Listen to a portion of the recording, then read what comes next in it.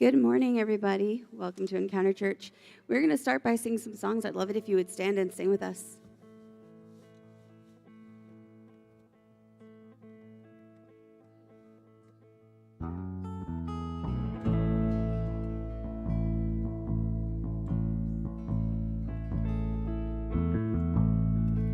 Worthy of every song we could ever sing. Worthy of all the praise we could ever bring. Worthy of every breath we could ever breathe. We live for you. We live for you. Jesus, the name above every other name. Jesus, the only one who could ever save. Worthy of every breath we could ever breathe. We live for you. Oh, we live for you. Holy, there is no one like you. There is none beside you. Open up my eyes in wonder. Show me who you are and fill me with your heart and lead me in your love to those around me. Jesus, the name above every other name.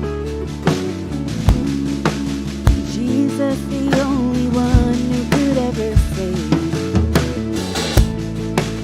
Worthy of every breath we could ever breathe. We live for you.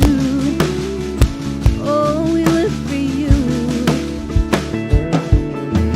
Holy, there is no one like you. There is none beside you. Open up my eyes in wonder. Show me who you are and fill me with your heart and lead me in your love to those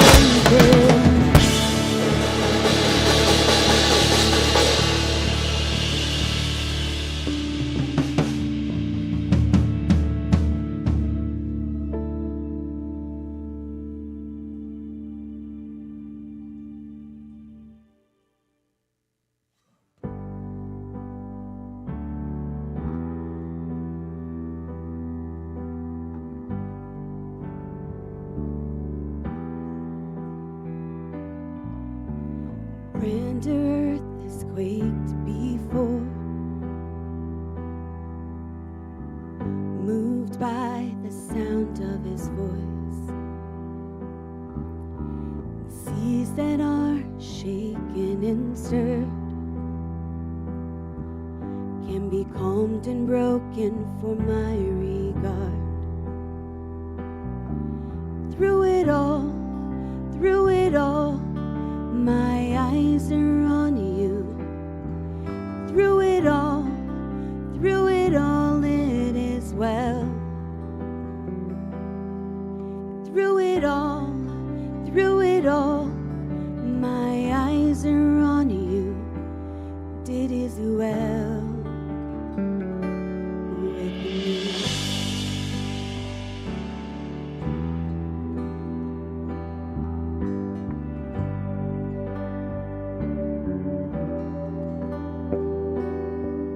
Far be it from me to not believe,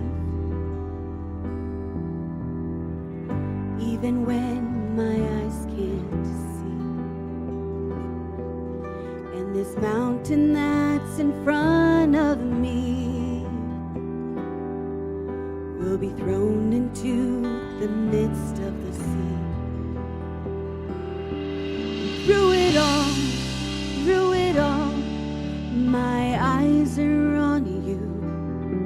And through it all, it is well.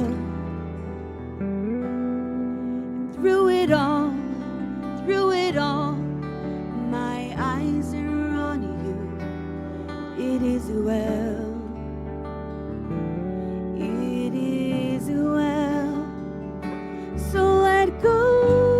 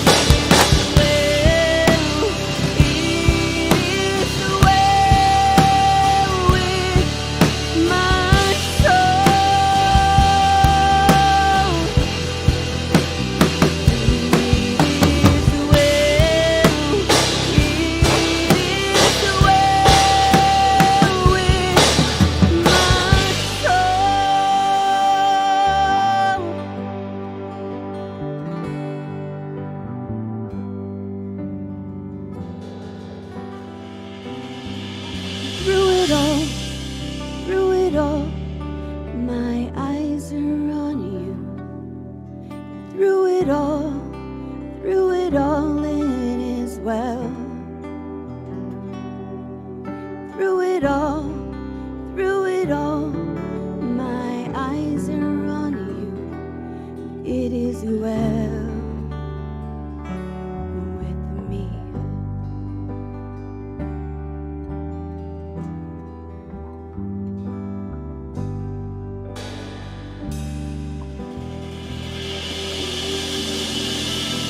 Please.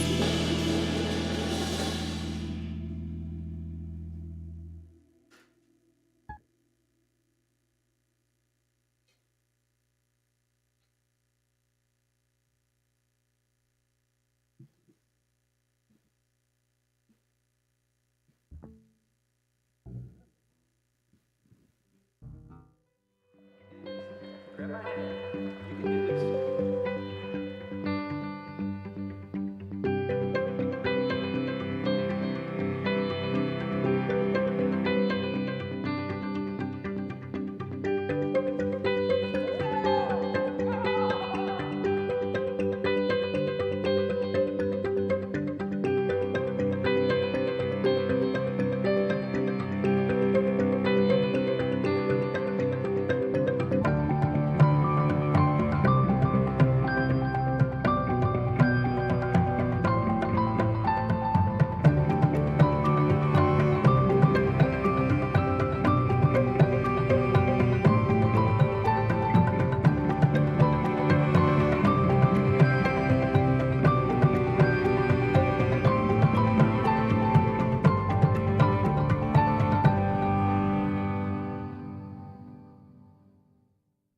Good morning. Welcome to Encounter Church. So good to see you today.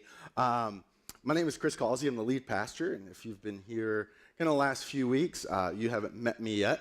It's because kind of at the middle of the summer, I always pull back to really kind of focus on long-term planning, and so over the last few weeks, I've been kind of planning out, mapping out the next kind of September to May movement in this church, and so I'm super fired up, and been enjoying kind of being able to jump in through online, but I can just say, man, there is no comparison. I'm so grateful for the team and the online experience, but there really is no comparison for being in this room. I mean, I was like, we can just keep going musically, I'm good. I don't even need to speak today. You'll probably notice that it looks like I went through puberty while I was away, which sort of vocally did happen. We had Croup get into our house and hit our kids, and then it just hit my vocal cords, and I really did go through puberty again. So I'm going to be doing a Barry White benefit concert tonight because I've got this small window while my vocal cords are rebuilding to really can't get enough of your love, babe, right? To be able to kind of totally rock it. And so I'm super excited. I hope you're super excited to be here today. And that's why I went through puberty. A random question, but I absolutely love understanding culture and understanding history. And earlier this year, I became fascinated over this idea of the Polynesian culture. And the Polynesian culture, really, if you were to kind of look at it on a map, they kind of inhabit kind of all of the Pacific. So if you've ever been to Hawaii or Fuji, it's the same kind of fundamental culture. And what's amazing is that in the Trans-Pacific, over the last thousands of years, the Hawaiian Islands had never had a population. And they're in the middle of nowhere. And then this Polynesian people who were able to navigate were able to find the islands and inhabit it in the same way with Fiji and all of those other kind of island cultures that rose up in the Pacific. And I really was I don't know about you, but I get lost when I have a GPS.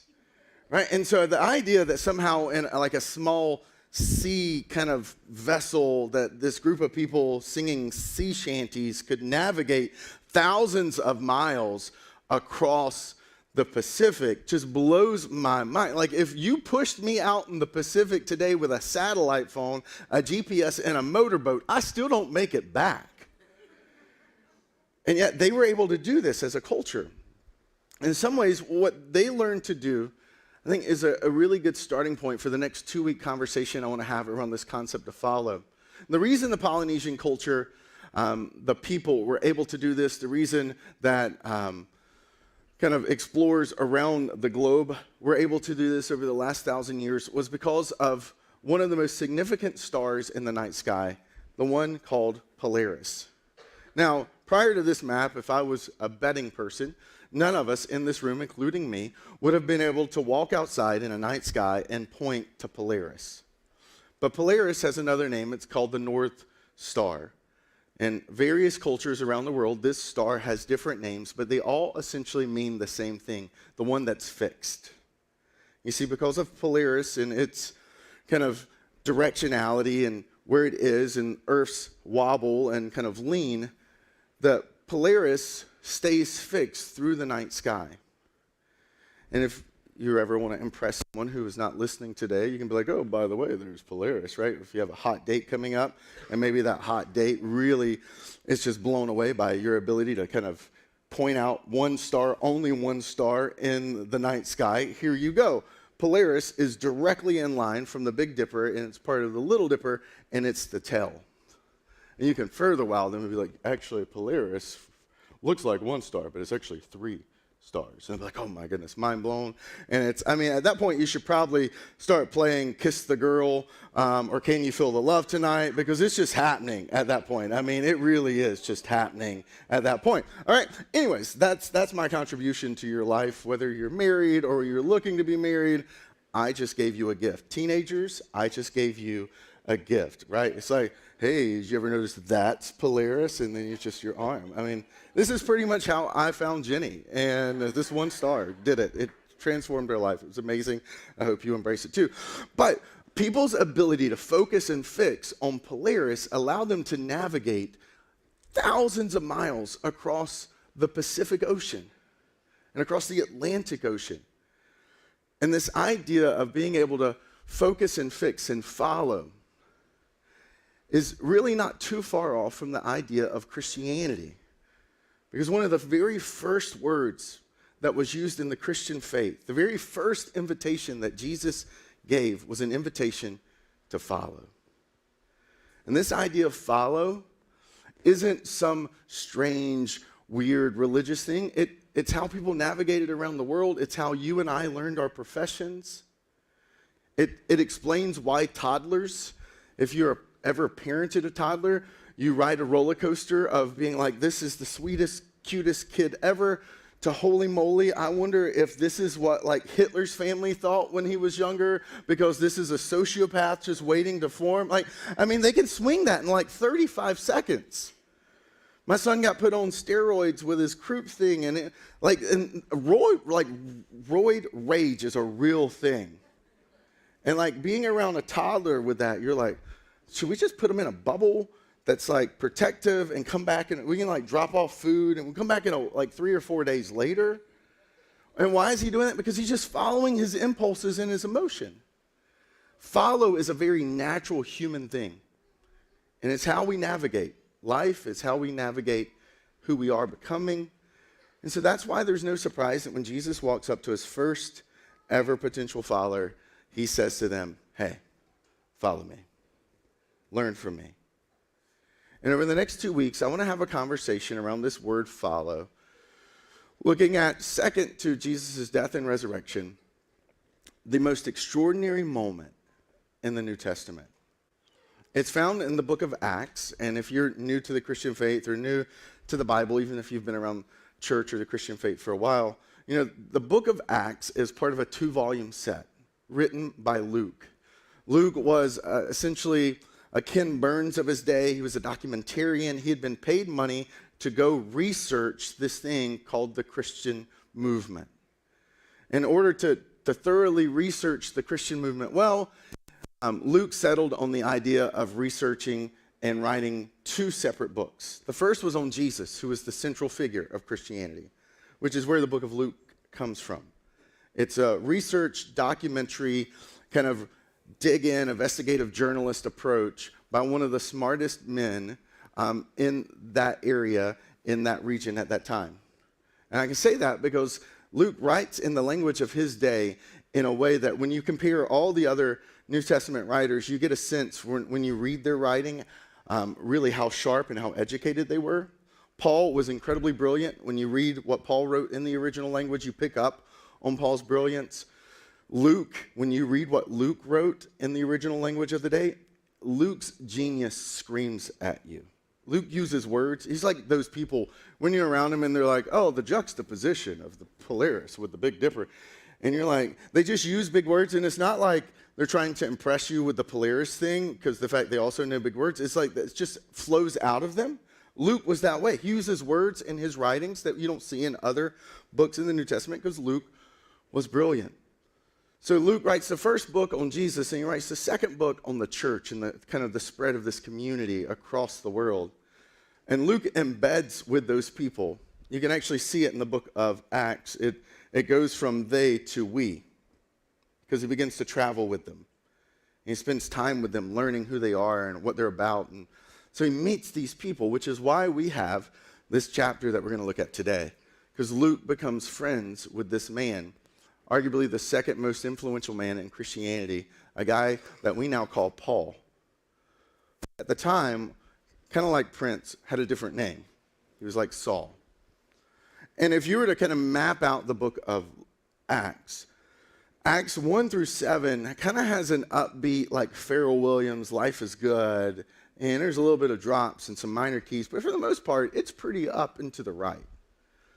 And then you get to this section of the book of Acts, and it completely changes. It becomes like a Jordan Peele soundtrack. Like, you're like, I don't know what's about to happen, but it's about to be freaky and crazy, right? Like Jordan Peele's movie posters, like I can't even unsee them sometimes. Like, he's just one of those people who, you know, when he makes a movie, it's going to be crazy, creepy, suspenseful.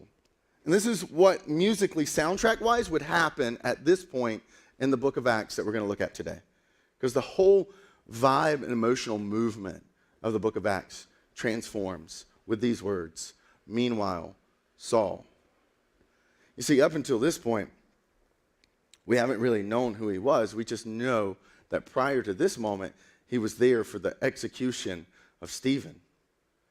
We know that Saul sat back watching people's stuff while they executed Stephen, who was the most famous, kind of most influential Christian in that moment.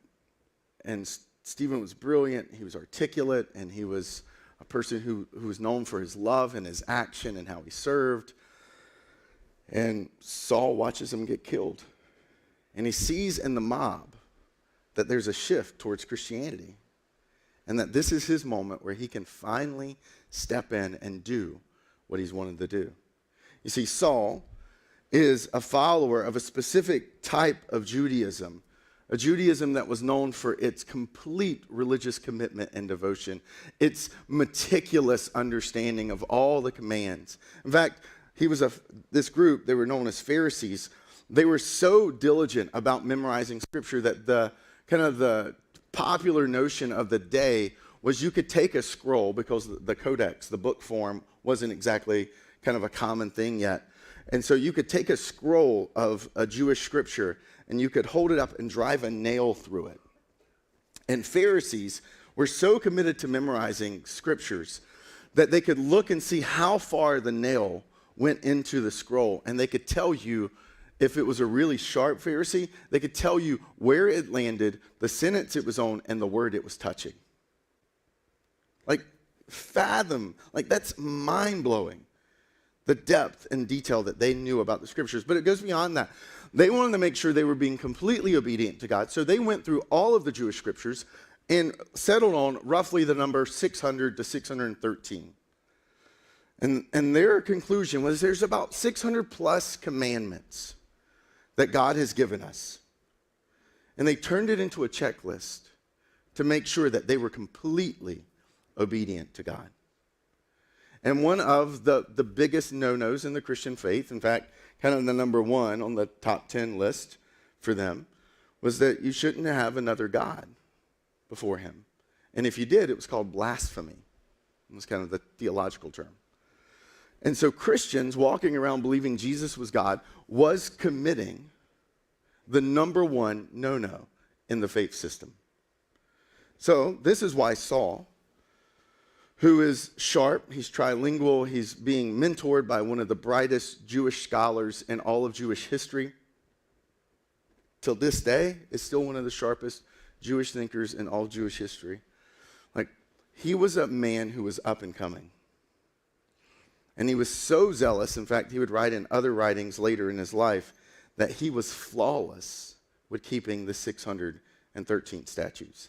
Like, my wife honestly knows that if she sends me to the grocery store to pick up something, that like 8 out of the 10 items will come home. But the other, you should just expect that 2 of them will not make it, or they'll be completely wrong. And I'm like, what? I thought an avocado was the same thing as a loaf of bread, right? Like, I mean, it's going to be, so the fact that this guy could hold in his head 613 things that he was flawless in keeping gives you a little bit of an insight. He is arguably one of the most religiously devout, moralistic people to have ever lived on planet Earth. He makes your granny, who goes to church every single Sunday, who knows all these things that you don't even understand, he makes her look like some like clubbing granny who goes out on Saturday like, holla, you know.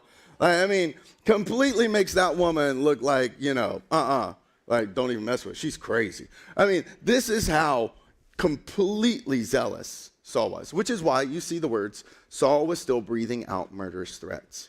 Because here's the thing that's helpful, as just an aside in our culture right now. Most of us, we see people do stuff that we don't understand, and we're really quick to judge, or we're really quick to label, or to say they're stupid or they're wrong. And here's the thing that you see in this text and that you see in every human being you know. The ones that are frustrating you right now and the ones that you're always like, yes, I'm totally agreement, is that everyone, when they're doing what they're doing internally, there is a narrative that they have that says it's right and it's rational. So Saul, who is breathing out murderous threats, is doing what is very right and rational in his mind. I'm not saying it's right or rational, but in his mind, it is. And I think that's actually a really helpful insight just going through the course of everyday life to realize that everybody who's following any type of ideology, any type of worldview or belief, any type of political system, fill in the blank, any type of podcaster or YouTube star, they believe in their mind that what they're doing is right and rational. And this is what Saul is doing. He's convinced that his view of faith is absolutely right.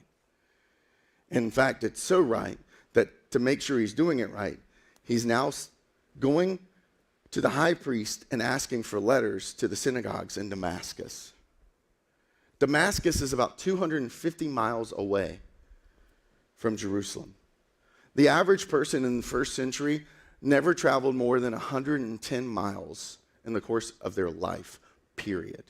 You know, Jesus, who arguably the most impactful human being, God, who ever walked on planet Earth, never traveled more than 110 miles from where he was born. So the idea that Saul is willing to travel 250 miles helps you understand this is how committed he is. He's willing to journey twice the distance of what someone would cover in their entire life. Why is he going to Damascus? Well, because Damascus had one of the most significant Jewish populations outside of Jerusalem. There is an expansive network of Jews. And Saul was so committed to making sure this virus called Christianity didn't spread that he was thinking, where else would this go and grow? I'm going to go there and stop it too. And because, random fact history, about 100 years before this moment, Julius Caesar, in an act, in a moment to appease the religious leaders in Jerusalem, delivered an edict that gave the high priest an ability and an authority to pursue and give them jurisdiction in Damascus with Jewish synagogues because there was that many Jews there.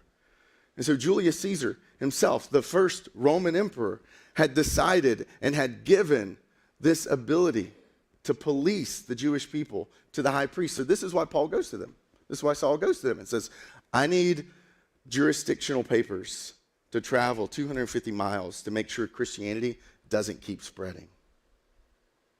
I mean, this is insane. The 250 miles would be the equivalent of you setting out on a boat to head to like Antarctica. I mean, it just, like, it doesn't make sense to go that far in that day. And this is what he does. And he wants to make sure to see that if he found any who belonged to the way. He doesn't even know that there are Christians there. He's just wanting to make sure that there's not. And if he finds men or women, he's willing to tear apart families and bring them all the way back to Jerusalem as prisoners. And really the subtext, because religiously, in the authority that the high priest would have given him, the bring them back prisoners to Jerusalem could have been done with a little bit of a wink. Because remember Stephen? Well, Stephen was violating Jewish law, and the penalty for violating that Jewish law was to stone them and to kill them. So this is a little bit of a wink and a nod. Oh, I'm going to bring them back as prisoners to Jerusalem. Yeah, they probably wouldn't have made it back. And so while Saul is traveling, as he neared Damascus at the end of this kind of weeks and weeks of travel, suddenly a light from heaven flashed around him, this bright light. And he fell to the ground, and he heard a voice say to him, Saul, Saul, why do you persecute me? Now, Saul is an incredibly brilliant man. He'll tell this story 3 more times over the course of his life that we have evidence of. And in the course of telling, he'll give more details that we don't have in this first moment, which is that Saul had people who were traveling with him, which makes sense because most likely Saul was mentoring younger guys in the same way that he had been mentored by the man who had been mentoring him. And so being mentored by that, he would have expected to have his own followers. So they're traveling. And what we know is that they see a light and they hear a sound, but they don't understand what the sound is saying. And the reason this is really important is Saul, had he not had anyone with him, would have probably just concluded that he had reached a breaking point. He was burning the candle at both ends. He wasn't getting much sleep. He was pushing it really hard. Maybe this is all an hallucination. But because of the men traveling with Saul, it became very obvious to Saul this was not hallucination. This was not a mental break. This was something that was actually happening to him. And so Saul says in response, who are you, Lord? So Corin Evans, I'm going to introduce, this kid is a hero. He's 16 years old. He goes to high school in Pascagoula, Mississippi. And late one night, he was driving down the road, and the car in front of him turned right into a river and drove straight into it. And he immediately pulled his car over on the side of the road. He jumped out, and he began, actual pictures, jumped in and started to rescue the 3 girls who were stuck inside the car that was now into the river. He's so incredible that this young man doesn't just rescue these 3 girls. The police, when they show up to provide assistance, one of the policemen with all of his heavy gear starts to drown too. And he rescues the policeman as well. So he saves 4 people's lives that night. And what was fascinating about this story was that in the aftermath, when they started to do the report and understand why does 3 girls driving down the road at night just turn right into a river, what they realized was the girls had been told by their GPS, turn right now. And without even thinking or looking, they turned right into a river and drove into it. Corin's watching, he's like, what is happening? You don't do that. And so he jumps in. But remember, when people are following, our default is not to ask certain questions. We assume we're right. We assume it's rational. So we keep following. And the thing about following is that whether it's someone or something, it always takes you somewhere. And the somewhere that night happened to be the river. And this is fascinating because if you look at Paul's words, Paul asks the question, who are you, Lord? Lord being not a like reverential thing, like him ascribing Jesus some special category, but just as a general rule, if you should ever happen to encounter a transcendent being with bright light who speaks to you, you should probably default to respect, right? Not sassy, not eye rolling like some teenager, but respect. So this is what he does. He goes respectful, like, woo, okay, bright light voice. How are you doing today, good sir? Right? Like, this is where this is coming from. And what's fascinating about Saul's question is Saul never once considered he was wrong. To the point that when he meets Jesus in the light, his first question is, who are you? Because the idea of Jesus being God was so far out of the bounds for him, he never even considered it was actually right. And I think as a really good practical point, there is a lot of good that can be done with asking the question periodically in our relationships, in our workplaces, in our parenting, in our finances, is to simply ask the question, what if I'm wrong? What if what I'm doing is wrong? How would I know? It's a question, this past week, I was literally sitting down, dedicated time, and I was asking the question of all the planning, all the kind of strategizing over the next 9 months, here's where we're going, here's what we're doing. That was my dedicated session to say, what if this is wrong? Because there is a wonderful perspective that comes when you're willing to ask the question, what if how I'm parenting this one child, the same way I'm parenting the other child, is wrong? What if the way I'm loving and leading in my romantic relationship is wrong? And Saul never ever considers that he's wrong. And so Jesus responds, well, I'm Jesus, whom you are persecuting. Now get up and go into the city, and you'll be told what you must do. This moment is one of the most profound moments in human history. It's arguable, completely arguable, that this one moment is the reason we're all in this room today. Because it is Saul who has such an incredible experience that's so transforming that he literally starts to go out and tell people to call him Paul. Because there's such a disconnect between who he was and who he is.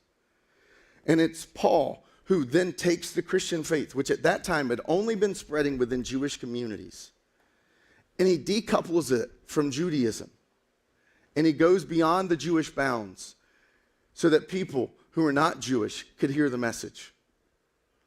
He's single-handedly the reason that the Roman Empire would eventually have in almost every major city a church that was specifically, intentionally communicating who Jesus was to people who were not Jewish. And all of this happens because of this one moment. And I give you all that backstory because I really want you to understand Saul. Because if you grew up in church, you're familiar with this story and you don't feel the weight it has. So Charles Spurgeon, who's a kind of a famous British preacher, told a story one time in a sermon about this kind of salacious news story that was going around Great Britain at the time. See, there was this couple, this Bonnie and Clyde type couple, who lived in the outskirts and the edges and fringes of society there in England. And they, as Bonnie and Clyde, were known for kind of the different crimes that they committed and the rough life that they were living. And it became known to some of their family members that Bonnie had gotten pregnant. So family members and the community comes to Bonnie and Clyde and basically circles around them. That's not their real name, but that's pretty much who they were. And says, we'll buy the baby from you because we don't think a child should be raised in the life and the lifestyle that you have. And so they sell their child to this family who takes this kid and allows another family to adopt him. And this family raises him and completely exposes him to a radically different lifestyle than what he would have grown up with at home. with his biological parents. And Bonnie and Clyde continued to grow in their like notoriety, and the scale and the viciousness of their crimes kept increasing. And over time, specifically Clyde of the couple, really started to hate rich people. So he began setting up on a road that a lot of businessmen would travel on. And he would kind of ambush them and rob them and take all their stuff away from them and beat them. And one of the stories, one of the crimes that was reported, happened to come at a time when Clyde was really, really frustrated with rich men. So as this business guy traveled down the road, Clyde beat him so badly that it ended up killing him. He died. It was brutal because all of Clyde's kind of animosity and all of Clyde's frustrations got channeled into this one moment with this one businessman. And he was caught and he was arrested. And in the course of the investigation, what they found was the businessman he'd killed was his son. His son, who, while he was growing up, and while he was becoming more and more successful, felt a tug and a pull to go back to his biological parents and to give them a chance that they gave him by giving him up. So he had a large sum of money with him while he was traveling that day, because his goal was to appeal to his father and to offer his father all the money to be able to start a whole new life. And what Clyde realized when the police delivered the report was he had not killed a businessman. He had killed his Redeemer. And Paul saw that moment in the road to Damascus, in that ambush, had the same realization too, that he had been persecuting his Redeemer. The one that he had dreamed about when he was a young man studying scriptures, the one who had hope, the one who had potential, the one who was going to make everything in the world right, the creator, the one who could fall into a mountain and could make Moses' face glow, like that God. He had been the one persecuting him. And that does something to you, not just intellectually. It does something to emotionally and spiritually too. And Saul has what gets oftentimes labeled in this section, he had a conversion, which is why you see at once, a few verses later, after a couple of days of working through the shock, he began to preach in the synagogues that Jesus is the Son of God. And conversion is a strange word. If you've used it, you've probably used it in websites. You've used it in, kind of sales pitches of converting new clients, right? But the root of the word conversion, the reason kind of throughout church history this was called the conversion of Saul, is because at the root of the word conversion was a geographical turn. It meant to convert meant you walked this way and that you pivoted and you began to walk a whole new way. Right? Saul had traveled to the synagogues to deliver papers to get prisoners. And now he was in those same synagogues, but he was preaching. The very message that he'd come to stamp out, he was now speaking up about. Why? Because completely different turn. Saul is now going this way. He's had a conversion. But it doesn't do enough justice to just say that it was a turn. No, if you notice, it says, all those who heard him were astonished, and they asked this, isn't he the man who raised havoc in Jerusalem among those who call on this name? They're like, wait, is this like a bait and switch? Is he trying to trick the people to speak up so he can arrest them? Because wasn't he the guy who was against them? This doesn't make any sense. I mean, and hasn't he come here to take them as prisoners to the chief priest, but now he's preaching to them? They don't have a box for this. Because at the core of the conversion of Saul to Paul, at the core of what it means to follow Jesus, is that not only is there a transformation and a whole different life redirection, it's that who you are is brand new. Even the story about you is new too. Later, Paul, reflecting back on this moment, would say this was a pattern, that God intentionally chose him because he wanted to give the world a pattern of God's love and grace. He's like, he chose me, the worst of all people, literally the very anti-Jesus one, to be the one who proclaimed Jesus to everyone. He chose me, the one who had been moralistically perfect, who had checked all the boxes, had done all the right things, to have the understanding and realization that he wasn't good enough, so that we would all know that none of us are good enough. And this story, what's completely mind-blowing, is you go back to the moment. It's not surprising that Saul was traveling to Damascus. The profound surprise of this story was that Jesus met him along the way. Because all of us, no matter who you are, no matter what you've done, no matter what limitations, no matter what declarations, no matter what's been done to you or said about you, puts you outside the bounds of what Saul did. And the fact that God in his grace would pursue Saul is a declaration to all of us that the God who said, follow my instructions, Saul, is still the God who's willing to step into your life and my life too and say, follow me. It's crazy that he would step in, that Jesus would show up to this guy.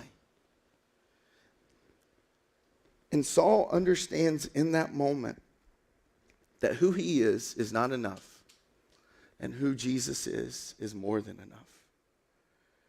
He understands in that moment that no amount of his hatred for Christians could overwhelm the love that Christ had for him.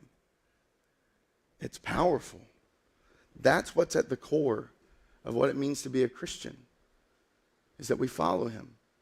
And that pattern that Paul describes is the pattern that we're meant. That to be a Jesus follower meant that at some point in our lives we've had this realization and that we've turned. And we begin to move in a whole different direction in our lives. Not just a different direction, not just a completely reorientation, but that our story becomes brand new too. And that, like Saul, at the point prior to August 7th, 2001, I remember after I became a Christian, I had friends who would say stuff like this about me. I used to pick on Christians because I thought they were stupid. I thought they were moralistically boring people. And I loved picking on them because they believed, poof, the universe happened. And that God stepped in and kind of like cosplayed with humanity for a while. Like, that's so weird. And then I had an encounter that transformed my life and transformed my story. And that transformation of our story means that we live our lives differently. And what happened is eventually Saul grew more and more powerful, and he baffled them living in Damascus by proving that Jesus is the Christ. They didn't have a box because he no longer lived in their box. And some of you, you need to hear today that the box you've been living in is not the box you have to keep living in. That there is a new box for you. And if you're a Christian, it gets even better. Because this idea of following him, I started this whole message with this idea of Polaris. I don't want to take you right back to Polaris, but I want to give you a picture of why Polaris was such a profound star. Because this is a time-lapse photo of the night sky. And what you can tell is every other star moves.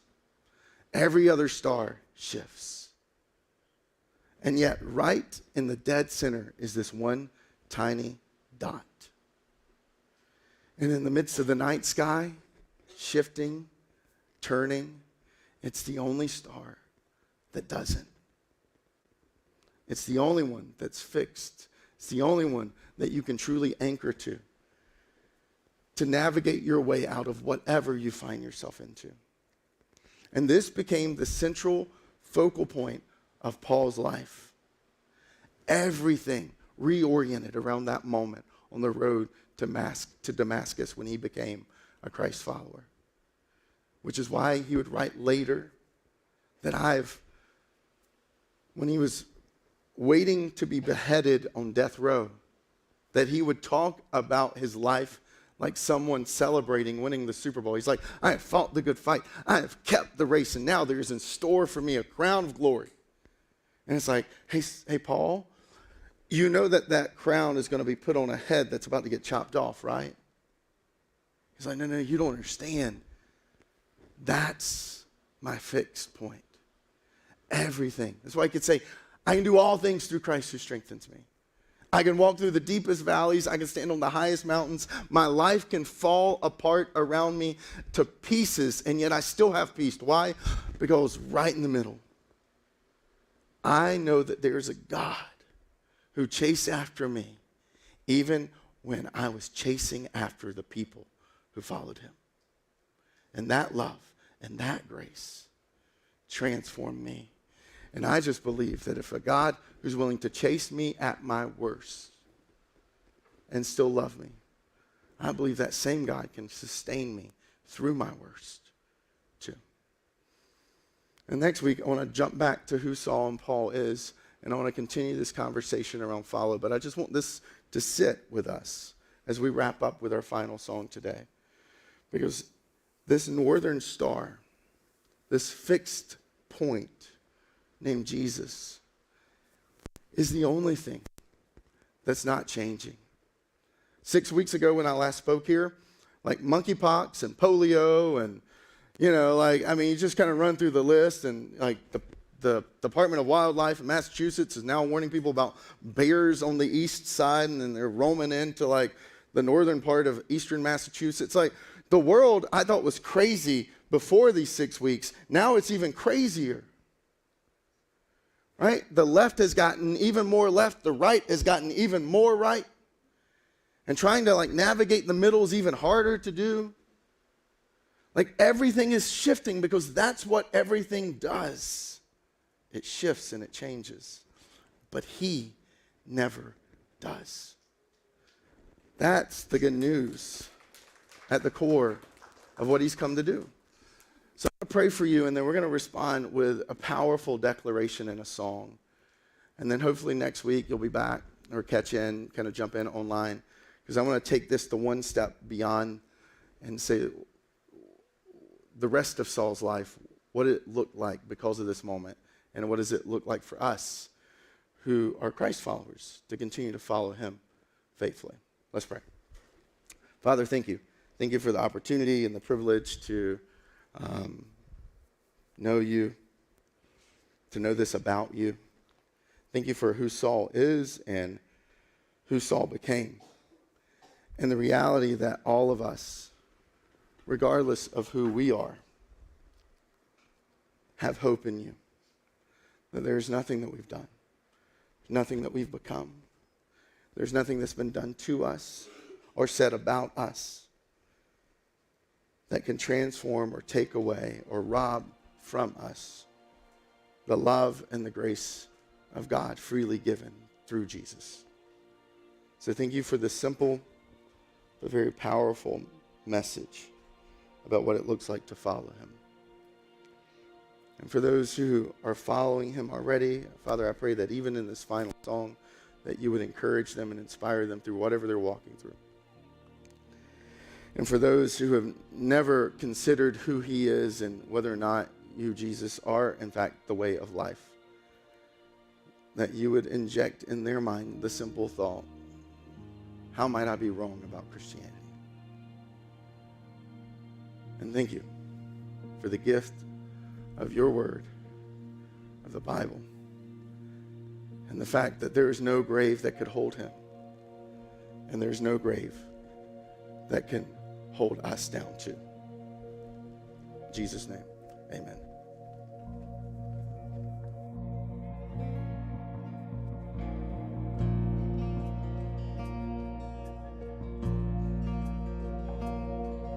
Oh, shame is prison, as cruel as a grave. Shame is a robber, and he's come to take my name. Oh, love is my redeemer, lifting me up from the ground. Love is the power where my freedom song is found. There ain't no grave gonna hold my body down. There ain't no grave gonna hold my body down.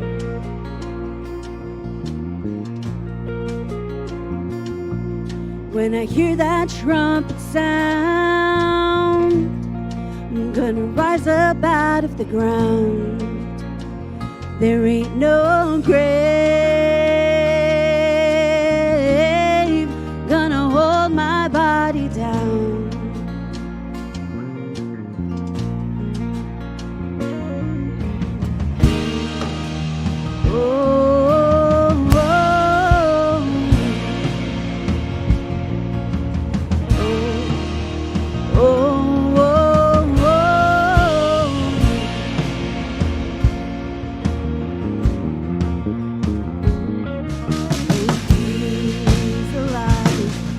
With a smooth and velvet tongue, though fear is a tyrant, he's always telling me to run. Oh, love is a resurrection, and love is a trumpet sound. Love is my weapon, I'm gonna take my giants down. There's no grave gonna hold my body down.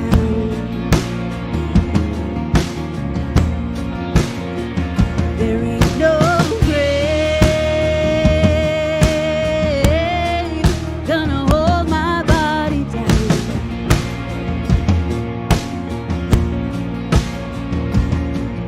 When I hear that trumpet sound, I'm gonna rise up out of the ground. There ain't no grave gonna hold my body down.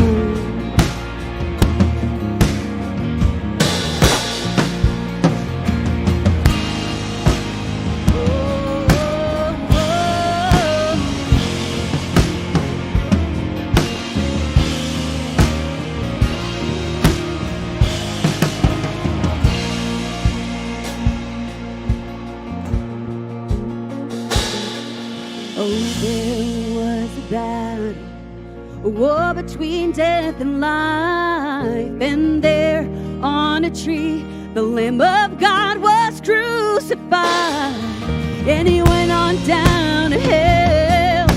He took back every key, and he rose up as a lion, and he set all captives free. There ain't no grave can hold this body down. There ain't no grave that can hold this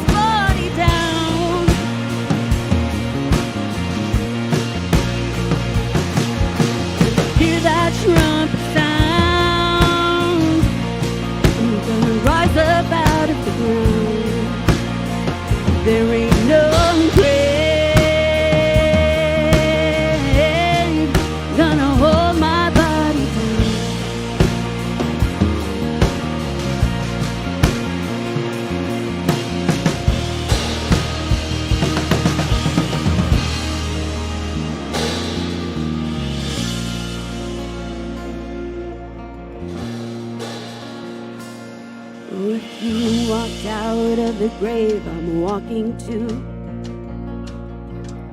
If you walked out of the grave I'm walking to. If you walked out of the grave I'm walking to. If you walked out of the grave I'm walking to. Come on, church. If you walked out of the grave I'm walking to. If you walked out of the grave I'm walking to. Oh, sing about it, yeah. If you walked out of the grave I'm walking to. If you walked out of the grave I'm walking to. Oh, if you walked out of the grave I'm walking to. If you walked out of the grave I'm walking to. Oh, if you walked out of the grave I'm walking to. You walked out of the grave I'm walking to. There ain't no grave gonna hold my body down. There ain't no grave not gonna pull my body down.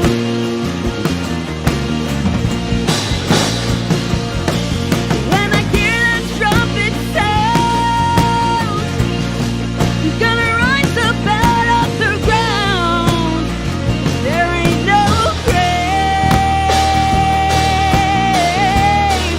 gonna hold my body down.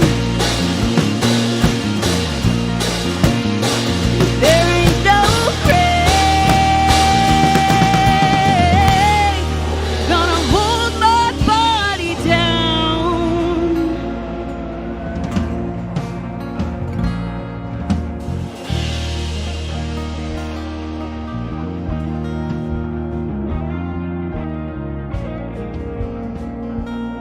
Today, I hope that the last hour has been the most hopeful and helpful part of your week.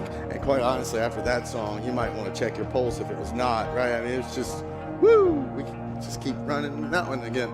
So, may you go with that realization that as the fixed focal center star, that Jesus is the never-changing, never-ending.